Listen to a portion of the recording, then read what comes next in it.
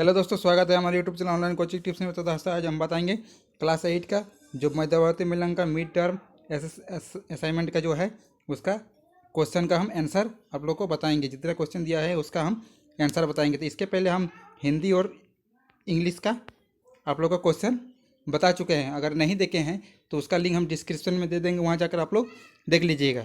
तो चलिए मैं आज आपको गणित का, विज्ञान और सामाजिक विज्ञान का सॉल्व करते हैं, क्वेश्चन का आंसर सॉल्व करते हैं। तो चलिए सबसे पहले अगर अभी तक मेरे चैनल को सब्सक्राइब नहीं किया है सब्सक्राइब कर लीजिए और बेल आइकन को प्रेस करो और नोटिफिकेशन को ऑन कर लीजिए ताकि इस तरह का वीडियो आपको आसानी से मिल जाएगा। तो चलिए वीडियो अच्छा लगा तो लाइक कमेंट और ज़्यादा से ज़्यादा शेयर कीजिएगा। चलिए मैं शुरू करता हूँ आज गणित का और विज्ञान और सामाजिक विज्ञान का। तो चलिए उसका आंसर देखते हैं। तो देखिए इसमें जो पहला क्वेश्चन दिया गया है 19 नंबर का गणित का जो है पहला क्वेश्चन दिया गया है कि 0/1 का गुणन व्युत्क्रम है। मतलब व्युत्क्रम मतलब उल्टा, मतलब कोई भी चीज़ का अगर उल्टा, जैसे कि मान लीजिए 1/2 है तो इसका उल्टा क्या आएगा 2/1। व्युत्क्रम मतलब उल्टा। तो यहाँ आप देख सकते हैं कि यह 0/1 है तो इसका व्युत्क्रम क्या आएगा। ये तो किसी भी संख्या का अगर नीचे में अगर 0 आ गया तो ये अपरिभाषित है, मतलब परिभाषित नहीं, अपरिभाषित होगा। तो इसका करेक्ट आंसर हो जाएगा डी नंबर, परिभाषित नहीं है। अब नेक्स्ट देखते हैं। इसमें जो पूछा गया है 20 नंबर कि इनमें कौन परिमेय संख्या है। तो इनमें कौन परिमेय, इसमें ऑप्शन दिया गया है 4 को, तो ये सब परिमेय संख्या है। इसका आंसर हो जाएगा डी। अब नेक्स्ट देखते हैं। ये जो पूछा गया है कि 9 पर समाप्त होने वाली संख्या के वर्ग इकाई अंक होगा। तो इसका ऑप्शन दिया गया 9, 4, 1 और 0। तो अब इसको देखते हैं कि 9 के वर्ग, तो 9 का वर्ग हो जाएगा 9 का वर्ग मतलब 9 गुना 9 यानी कि 81। तो यहाँ पर आप देख सकते हैं। तो इसका आंसर जो 21 नंबर का जो आंसर है, तो 9 का जो समाप्त होने वाला इसका आंसर हो जाएगा सी यानी कि 1, यानी कि इसका इकाई अंक है एक। 9 का वर्ग करें तो 81 आएगा। 81 का लास्ट में इकाई अंक जो है 1 है तो इसका इकाई अंक क्या आएगा 1 आएगा। इसका करेक्ट आंसर है। अब नेक्स्ट देखते हैं। तो इसमें पूछा गया है कि एक ऋणात्मक संख्या का वर्ग होता है। तो एक ऋणात्मक संख्या का वर्ग क्या होता है। तो इसमें ऑप्शन दिया गया है कि ए नंबर ऋणात्मक, बी नंबर धनात्मक, 0 सभी। तो अगर एक संख्या का ऋणात्मक का वर्ग होता है तो ऋणात्मक मान के चलिए जैसे कि -1 गुना -1, यानी कि यहाँ पर आप ऐसा एग्जाम्पल के तरफ से जैसे -2 है, इसका अगर वर्ग करेंगे तो इसको 2 बार गुना करना है तो -2 गुना -2, तो माइनस में प्लस हो जाता है, यानी कि इसका जो संख्या आएगा वह धनात्मक आएगा। तो इसका आंसर हो जाएगा बी, ये इसका करेक्ट आंसर हो जाएगा। अब देखते हैं नेक्स्ट क्वेश्चन जो है उसको देखते हैं। तो यहाँ देखिए अब ये क्वेश्चन जो पूछा गया है कि एक ऋणात्मक परिमेय संख्या का व्युत्क्रम होता है। तो ये क्वेश्चन 23 नंबर का जो क्वेश्चन पूछा गया है कि एक ऋणात्मक परिमेय संख्या का व्युत्क्रम क्या होगा।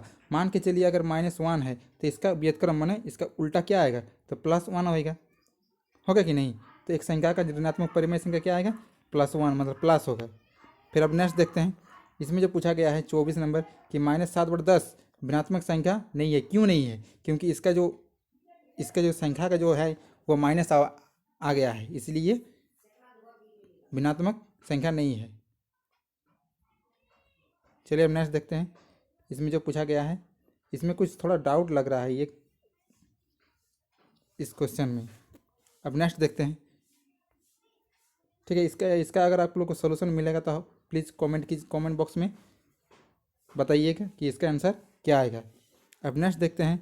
इसमें पूछा गया है कि 25 नंबर कि एक वर्गाकार बोर्ड का क्षेत्रफल 144 वर्ग इकाई है तो इसकी एक भुजा की माप क्या होगा। तो ये वर्ग है, एक वर्ग है तो इसका जो क्षेत्रफल है इसका 144 वर्ग इकाई है। तो इसका बोल रहा है कि इसका एक भुजा की लंबाई क्या होगा। तो इसको चलिए हम लोग सॉल्व करते हैं। तो देखिए यहाँ पर सॉल्व किए हैं।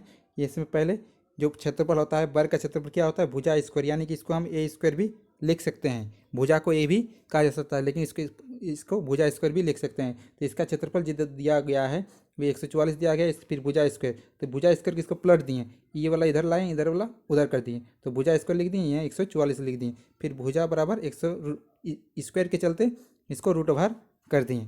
फिर यहाँ भुजा बराबर होता है, मतलब इसको 144 का अगर वर्गमूल करेंगे तो 12 गुना 12 करेंगे तब 12 12 144 होता है। 12 को 12 गुना करेंगे तो 44 आएगा। तो इसको रूट में रखेंगे तो रूट से अगर निकलेगा तो जोड़ा में 1 निकलता है, तो ये 1 निकाल दिए, तो इसकी भुजा जो है 12 इकाई है, इसका करेक्ट आंसर है। तो चलिए आप लोग इसको नोट कर लीजिए। फिर अब नेक्स्ट क्वेश्चन की ओर चलते हैं, आप लोग इसको नोट कर लीजिए। अब देखते हैं इसमें जो क्वेश्चन पूछा गया है, 25 नंबर सॉल्व कर दिए हैं। अब 26 नंबर के दिया गया है कि 40 मीटर लंबी रस्सी के बराबर टुकड़े किए गए हैं, एक टुकड़े की लंबाई 10/3 मीटर है, तो ऐसे कितने टुकड़े प्राप्त कर सकते हैं। मतलब एक रस्सी है, उसको उसकी एक टुकड़े की लंबाई दिया गया है, एक टुकड़े की लंबाई दिया गया है कि 10/3, तो उसमें कितने टुकड़े कर सकते हैं। 40 मीटर जो रस्सी लंबा रस्सी है उसको कितने टुकड़े में बांट सकते हैं। तो चलिए अब इसका आंसर हम लोग देखते हैं। तो यहाँ पर आप देख सकते हैं उसका सॉल्व किए हैं 26 नंबर का। तो 40 मीटर लंबा रस्सी है, तो 40 को एक भाग किए 10/3 से, उसको डिवाइड कर दिए, तो इस यहाँ 40 यहाँ कुछ नहीं मतलब 1 है, फिर यहाँ 10/3, फिर इसको काट दिए 10 से 10 और 10 चौके 40। तो अब क्या बच गया, 4 और 3 बच गया, तो 3 4 12 टुकड़े। तो मतलब ये जो लंबा रस्सी है इसको 12 टुकड़े में बांट सकते हैं। चलिए अब नेक्स्ट देखते हैं, ये वाला आप लोग नोट कर लीजिए।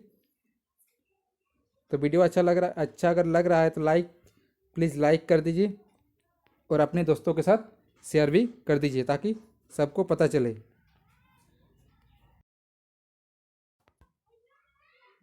और चैनल का अभी तक अगर सब्सक्राइब नहीं किए तो फटाफट सब्सक्राइब बटन पर क्लिक करके सब्सक्राइब कर लीजिए ताकि इस तरह का वीडियो आपको मिलती रहेगी।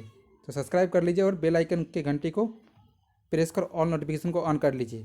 तो चलिए मैं आपको आप नेक्स्ट अगला बताते हैं। तो इसमें जो दिया गया है तो 26 नंबर तक सॉल्व हो चुका है। अब यहाँ 27 नंबर दिया गया है कि वितरण गुणन का प्रयोग कर हल कीजिए। ये जो दिया गया है इसको अब हल करते हैं। चलिए इसको अब हल करते हैं। तो यहाँ पर आप देख सकते हैं इसमें दिया गया है, तो इसको पहले क्या करेंगे, ये जो दिया गया है 3/5, इसको एक बार इसके साथ गुना करेंगे एक बार, फिर एक बार इसको इसके साथ गुना करेंगे। तो ये 3/5 गुना एक बार लिख लिए हैं, फिर यहाँ इसको 3/5 गुना 40 को लिख लिए हैं। अब फिर इसको क्या करेंगे, काटेंगे। तो जैसे कि यहाँ 3 से कट दिए, 3 1 3 और 3 8 24, फिर यहाँ 5 1 5 और 5 7 35, फिर ये 5 1 5 और 5 8 40। अब ये बच गया 7/8, फिर माइनस 3 8 3, इसको 3 के साथ गुना करेंगे 8 को, 3 8 24 और नीचे बचा 1। तो अब फिर इसका एलसीएम ले लेंगे, तो 8 और 1 का एलसीएम क्या आएगा, 8 ही आएगा। तो फिर इसको जैसे करते हैं कर दिए, इसको भाग देते हैं, 8 3 8, 1 बचा है, 1 गुना 7 यानी कि 7 होगा यहाँ, फिर यहाँ 8 1 8, फिर 8 से 24 को गुना कर देंगे तो 192 आएगा। तो 192 आने के बाद इसको क्या करेंगे, 192 7 घटा देंगे, तो 7 घटाने क्या बचेगा 185, माइनस में 185/8। अगर इसको आप भाग भी कर सकते हैं 7 दे के, 185 को अगर भाग देंगे तो कुछ पॉइंट में इसका आंसर आ जाए, कुछ पॉइंट में आएगा आंसर। तो चलिए ऐसा भी रख सकते हैं, फिर पॉइंट भी आप निकाल सकते हैं। तो चलिए आप लोग इसको फटाफट नोट कर लीजिए और वीडियो को लाइक कर लीजिए और अपने दोस्तों के साथ शेयर कीजिए ताकि उसको भी इसका जानकारी मिल सके। तो चलिए अब नेक्स्ट क्वेश्चन की ओर बढ़ते हैं। फिर अब नेक्स्ट जो दिया गया है कि 28 नंबर, वो न्यूनतम पूर्ण वर्ग संख्या ज्ञात की जो 3 4 5 और 6 से विभाज्य है। तो ऐसे पूर्ण वर्ग संख्या ज्ञात करेंगे कि वो चारों में से विभाज्य होगा। तो चलिए अब नेक्स्ट बढ़ते हैं, इसका सॉल्व करते हैं। तो यहाँ पर आप देख सकते हैं इसका पहले एलसीएम निकाल देंगे, या इसका जो 3 4 5 6 है इसका पहले एलसीएम निकालेंगे। एलसीएम निकालने के बाद इसका एलसीएम 60 हो जाएगा। 60 को फिर इसको गुणनखंड करेंगे। 60 को गुणनखंड करने के बाद इसमें जो आएगा वो संख्या आएगा। तो इसमें हमको देखना है कि इसमें क्या कमी है, किसका जोड़ा नहीं है। तो यार देखिए 3 और 5 का जोड़ा नहीं है, तो 3 और 5 से इसको गुना करेंगे। गुना करने के बाद टोटल को एक बार गुना कर देंगे, वही गुना करके जो मेरा आंसर आएगा, जो संख्या आएगा वही मेरा आंसर हो जाएगा। तो इसमें और कुछ नहीं करना है। तो चलिए इसको फटाफट आप लोग नोट कर लीजिए, इसको नोट कर लीजिए। फिर आप बढ़ते हैं नेक्स्ट क्वेश्चन की ओर। तो ये जो है गणित का ख़त्म हो चुका है। अब इसके बाद अगला स्टेप जो है साइंस, उसका क्वेश्चन हम लोग देखते हैं। तो चलिए इसको नोट कर लीजिए। तो देखिए यहाँ पर अब साइंस का क्वेश्चन देखेंगे। मैथ खत्म कंप्लीट हो चुका है। तो इसमें देखिए 29 नंबर दिया है कि किस पौधे की जड़ों में पाए जाने वाले सूक्ष्मजीव वायुमंडल या नाइट्रोजन का स्थिरीकरण करते हैं। तो इसका ऑप्शन दिया है कि धान, दलहन, गेहूँ और साग। तो इसका करेक्ट आंसर क्या हो जाएगा? तो इसका करेक्ट आंसर हो जाएगा बी, दलहन। अब नेक्स्ट देखते हैं, इसमें जो पूछा गया है कि ग्रेफाइट का उपयोग इनमें से किस वस्तु में किया जाता है? ग्रेफाइट जो है वो इस किस वस्तु में किया जाता है? तो इसका ऑप्शन दिया गया है कलम, पेंसिल, खल्ली और स्केच पेन। तो इसका करेक्ट आंसर हो जाएगा पेंसिल। पेंसिल में ग्रेफाइट, जो पेंसिल जो लिखने का जो है आता है वही ग्रेफाइट है। फिर अब नेक्स्ट देखते हैं, इसमें जो पूछा गया है कि धातुओं के गलनांक एवं क्वथनांक होते हैं तो क्या होता है? इसमें ऑप्शन दिया गया है कि निम्न, मध्यम, उच्च, इनमें सभी। तो इसका आंसर आएगा उच्च हो जाएगा। फिर एक नेक्स्ट देखते हैं, इसको नोट कर लीजिए। फिर इसमें एकांक या खाली जगह दिया हुआ है पर कार्यरत बल दबाव कहलाती है। तो इसका ऑप्शन दिया है कि वस्तु, क्षेत्रफल, घनत्व और आयतन। तो इसका आंसर हो जाएगा क्षेत्रफल। अब नेक्स्ट देखते हैं, इसमें जो पूछा गया है कि बिजली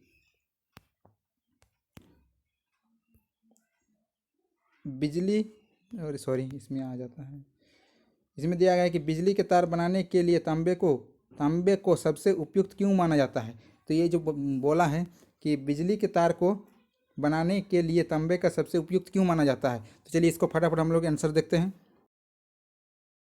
तो देखिए इसका आंसर, इसमें पूछा है कि बिजली के तार को बनाने के लिए तांबे को सबसे उपयुक्त इसीलिए माना जाता है क्योंकि यह विद्युत का सुचालक होता है और यह सस्ता भी होता है। मतलब ये क्या होता है? ये विद्युत का सुचालक होता है और ये सस्ता भी इसको माना जाता है।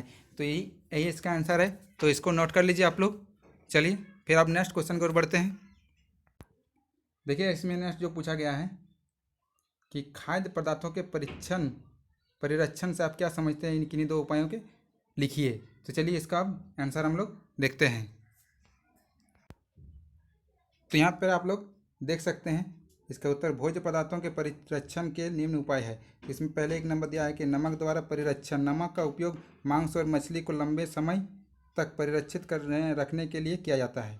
फिर नेक्स्ट दूसरा स्टेप बताया कि चीनी द्वारा परिरक्षण। चीनी खाद्य पदार्थों में मौजूद नमी को कम कर जीवाणुओं की वृद्धि को रोक देती है, जैसे कि जैम, जेली आदि का परिरक्षण चीनी द्वारा किया जाता है। तो इसका आंसर ये हो जाएगा, एक नंबर पॉइंट हो जाए और 2 नंबर पॉइंट जो भोज्य पदार्थ के परिरक्षण के लिए उपाय है। तो चलिए इसको आप लोग नोट कर लीजिए। अब नेक्स्ट क्वेश्चन की ओर बढ़ते हैं। फिर इसमें पूछा गया है कि 35 नंबर कि बल के किन्हीं दो प्रकार का नाम लिखिए। बल के दो प्रकार का नाम लिखना है। तो एक होता है मांसपेशी बल होता है, फिर एक चुंबकीय बल। इसको आप लोग नोट कर लीजिए। एक नंबर होगा मांसपेशीय बल और दूसरा हो जाएगा चुंबकीय बल हो जाएगा। तो आप लोग इसको नोट कर लीजिए। फिर अब नेक्स्ट क्वेश्चन की ओर बढ़ते हैं। इसमें फिर नेक्स्ट क्वेश्चन पूछा गया है कि प्रतिजैविक क्या है, इसके उपयोग में कौन कौन सी सावधानी बरतनी है। तो प्रतिजैविक क्या है इसका अब हम लोग आंसर देखते हैं। तो इसका आंसर हो जाएगा सूक्ष्म जीवों से प्राप्त औषधियाँ जो बीमारी कारक सूक्ष्म जीवों को नष्ट कर देती है अथवा उनकी वृद्धि को अवरुद्ध कर देती है, उससे प्रतिजैविक कहते हैं। तो क्लियर है। इसमें जैसे कि स्ट्रेप्टोमाइसिन, एंथ्रामाइसिन। फिर इसका जो सावधानी बरतनी है उसको यहाँ पर लिखना है। फिर प्रतिजैविक लेते समय, तो इसको नोट कर लीजिएगा।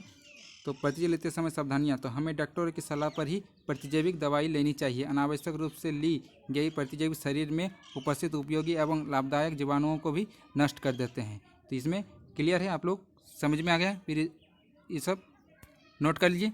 फिर आप नेक्स्ट क्वेश्चन की ओर बढ़ते हैं। अब नेक्स्ट क्वेश्चन देखते हैं। इसमें 37 नंबर दिया है कि धातु एवं अधातु के तीन उपयोग लिखिए। मतलब धातु का 3 उपयोग लिखना है और अधातु का 3 उपयोग लिखना है। तो चलिए हम इसका आंसर आप लोग को दिखाते हैं। तो यहाँ पर आप देख सकते हैं 37 नंबर, इसमें दिया है कि धातु के उपयोग, पहला धातु का उपयोग, इसके 3 स्टेप दिया गया है। तो इसमें जो दिया है कि विद्युत तार का निर्माण पहला, फिर दूसरा नंबर बर्तन, मशीन एवं उपकरण का निर्माण, फिर तीसरा दिया है मकान एवं पुल का निर्माण जो धातु का उपयोग होता है। ये 3 स्टेप दिया गया है। तो इसको आप नोट कर लीजिए। फिर अधातु का बताते हैं। तो अधातु का उपयोग 3 स्टेप दिया गया है। इसमें ऑक्सीजन सजीवों के शोषण के लिए, हाइड्रोजन का ईंधन के रूप में, फिर आयोडीन का रोगाणुरोधक के रूप में किया जाता है। ये अधातु का उपयोग है और ये धातु का उपयोग, 3 उपयोग हो गया है। तो चलिए अब इसको नोट कर लीजिए। फिर आप बढ़ते हैं आगे क्वेश्चन की ओर। इसको नोट कर लीजिए। तो इसको इसमें अब दिया गया है प्रश्न नंबर 38 की घर्षण बल किससे कहते हैं, घर्षण बल से संकल्पित बल है, इसकी व्याख्या कीजिए। तो चलिए अब इसको आप लोगों को आंसर बताते हैं। तो देखिए यहाँ पर उत्तर, जब एक वस्तु की दूसरी वस्तु पर गति करती है तो उनके संपर्क बल पर एक बल कार्य करता है जो वस्तु की गति के एक विपरीत दिशा में होता है और इसकी गति का कम करता है, और इस बल का घर्षण बल कहते हैं। इस बल को घर्षण बल कहा जाता है। तो ये घर्षण बल का हो गया। अब जो बता गया है कि घर्षण बल के सभी गतिशील वस्तुओं पर लगता है और इसकी दिशा हमेशा वस्तु की गति की दिशा के विपरीत ही होता है। घर्षण बल दो सतहों के बीच संपर्क संकर्पित होने के कारण उत्पन्न होता है, इसीलिए घर्षण बल संकर्पित बल है। तो इसको आप लोग नोट कर। तो चलिए अब सामाजिक विज्ञान का क्वेश्चन हम सॉल्व करते हैं। यहाँ तक हो गया है, मैथ साइंस इंग्लिश हो चुका है। अब सामाजिक विज्ञान का क्वेश्चन सॉल्व करेंगे, आप लोगों को दिखाएंगे इसका आंसर। तो चलिए मैं एक नंबर करके देखता हूँ।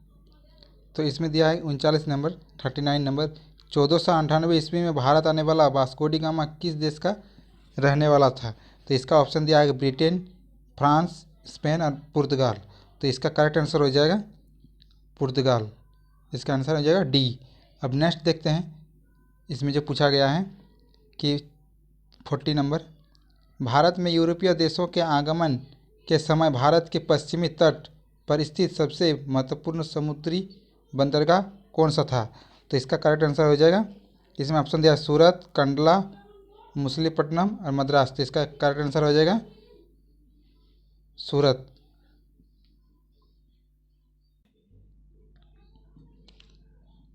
तो इसका करेक्ट आंसर हो जाएगा सूरत।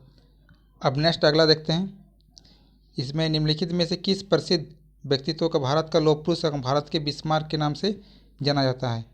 इसका ऑप्शन दिया हुआ है कि जवाहरलाल नेहरू, महात्मा गांधी, सुभाष चंद्र बोस और सरदार वल्लभ भाई पटेल। तो इसका करेक्ट आंसर हो जाएगा सरदार वल्लभ भाई पटेल। अब नेक्स्ट जो पूछा गया है अगला, इसमें पूछा है झारखंड में पाया जाने वाला कोयला एवं बॉक्साइट किस प्रकार का संसाधन है। ये जो झारखंड में जो पाया जाता है कोयला एवं बॉक्साइट वो किस प्रकार का संसाधन है। तो इसका ऑप्शन दिया मानवीय संसाधन, नवीकरणीय संसाधन, प्राकृतिक संसाधन, चक्रीय संसाधन। तो इसका करेक्ट आंसर हो जाएगा प्राकृतिक संसाधन, बी आंसर इसका हो जाएगा। अब नेक्स्ट देखते हैं दिया गया है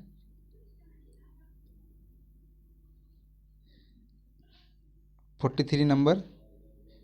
तो इसमें दिया गया है कि स्थायी बंदोबस्त क्या है। तो इसमें स्थायी बंदोबस्त क्या है, तो इसका चलिए अब हम लोग आंसर देखते हैं।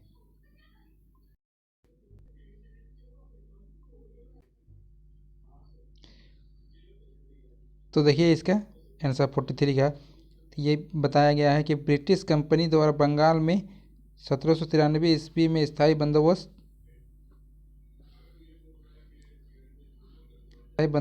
लागू किया। इस व्यवस्था के अंतर्गत कंपनी द्वारा निश्चित की गई राशि को प्रत्येक जमींदार द्वारा रियायतों से एकत्रित कर जमा करनी होती है। तो इसका 43 का आंसर होगा यही। ये सब आप लोग नोट कर लीजिए इसको, इसका आंसर 43 का आंसर है ये। चलिए अब नेक्स्ट देखते हैं। देखिए इसको अब 44 नंबर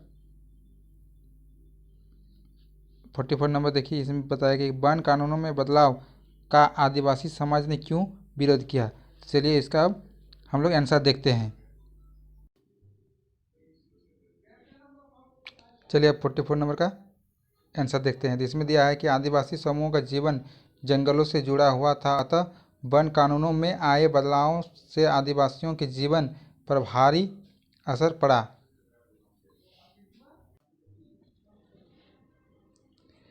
अंग्रेजों ने सारे जंगलों पर अपना नियंत्रण स्थापित कर लिया था तथा जंगलों को राज्य की संपत्ति घोषित कर दिया गया था। समझ गए यहाँ पर आपको क्लियर है। ये ऐसे जंगल थे जहाँ अंग्रेजों की ज़रूरत के लिए इमारती लकड़ी पैदा होती थी। इन जंगलों में लोगों को स्वतंत्र रूप से झूम खेती करने, फल इकट्ठा करने या पशुओं का शिकार करने की इजाज़त नहीं थी। तो यहाँ तक आप लोग इसको नोट कर लीजिएगा, क्लियर है। यहाँ तक आप लोग नोट कर लीजिए 44 का। अब देखिए 45 नंबर इसमें दिया है कि मानव निर्मित संसाधन किससे कहते हैं, अपने आसपास पाए जाने वाले ऐसे संसाधनों का उदाहरण लिखिए। तो चलिए इसका आंसर देखते हैं, आप लोग नोट कर लीजिएगा। चलिए इसका आंसर देखते हैं। चलिए इसका आंसर देखते हैं। मानव द्वारा निर्मित संसाधनों का मानव संसाधन कहते हैं। इसका एक उदाहरण जैसे पेन, कॉपी, कुर्सी, टेबल, मतलब जितने भी आसपास की जो वस्तु है जो मानव निर्मित मनुष्यों द्वारा बनाया गया है वही सब आपको लिखना है। तो पेन, कॉपी, कुर्सी, टेबल, ये गाड़ी, घोड़ा जितना है सब अपना लिख सकते हैं। घोड़ा नहीं, ये सब आप लिख सकते हैं। अब नेक्स्ट देखिए, इसमें जो पूछा गया है कि बिरसा मुंडा के नेतृत्व में होने वाले उलगुलान का वर्णन कीजिए। 3 नंबर का मार्क्स है, इसको थोड़ा लंबा लिखना है। चलिए इसका अब आंसर लिखते हैं।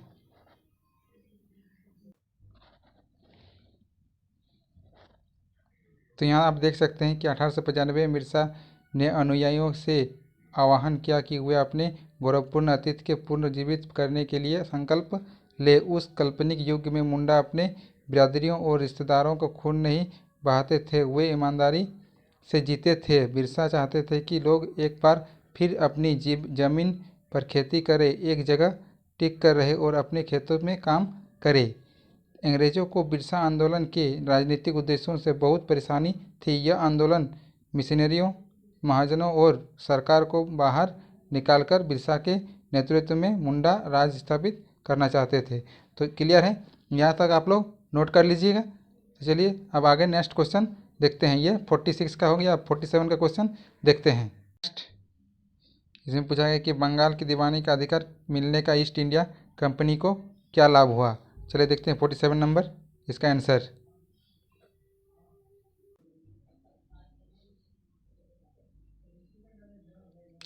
देखिए इसका 47 का आंसर इसमें दिया है कि मीर जफ़र को दोबारा नवाब बनाया गया। अब नवाब कंपनी को हर महीने 5 लाख रुपए चुकाता था। अब कंपनी अपने सैनिकों के खर्चों से निपटने, व्यापारिक जरूरत तथा अन्य खर्चों के द्वारा करने के लिए और पैसा चाहती थी। कंपनी और ज़्यादा इलाके तथा और ज़्यादा कमाई चाहती थी। 1765 में मीर जफ़र की मृत्यु के बाद मुगल सम्राट ने कंपनी को बंगाल का नवाब बना दिया। इससे कंपनी को बंगाल के विशाल राजस्व संसाधनों पर नियंत्रण मिल गया। तो इसको आप लोग नोट कर लीजिए। अब नेक्स्ट देखते हैं। अब नेक्स्ट देखिए 48 में भारतीय संविधान के प्रस्तावना में निहित आधारभूत सिद्धांतों की चर्चा कीजिए। तो इसका ये लास्ट क्वेश्चन है। तो वीडियो अच्छा लगे तो लाइक, कमेंट, शेयर जरूर कीजिएगा। और अभी तक मेरे चैनल को सब्सक्राइब नहीं किया तो सब्सक्राइब कर लीजिए और बेल आइकन को प्रेस कर और नोटिफिकेशन को ऑन कर लिए, ताकि इस तरह के वीडियो आप लोग को मिलती रहेगी, आसानी से मिल जाएगा। तो चलिए अब आपको लास्ट क्वेश्चन दिखाते हैं। इसका आंसर 48 का देखिए 48 का आंसर हो जाएगा संप्रभुता, साम्राज्यवाद, धर्मनिरपेक्षता, लोकतंत्र, गणराज्य, न्याय, स्वतंत्रता, समानता, बंधुत्व, व्यक्ति की गरिमा और राष्ट्रीय एकता आदि, मतलब और कुछ भी हो सकता है। तो इसका ए वाला आंसर है। तो ये सब आप लोग नोट कर लीजिए। अब मिलते हैं नेक्स्ट वीडियो में। तो वीडियो अच्छा लगे तो लाइक, कमेंट, शेयर जरूर कीजिएगा। और अभी तक मेरे चैनल को सब्सक्राइब नहीं किए थे सब्सक्राइब कर लीजिए और बेल आइकन को प्रेस कर ऑल को सेलेक्ट करके ऑन कर लीजिए, ताकि इस तरह का वीडियो आपको आसानी से मिल जाएगा। चलिए मैं वीडियो को यहीं पर अंत करता हूँ।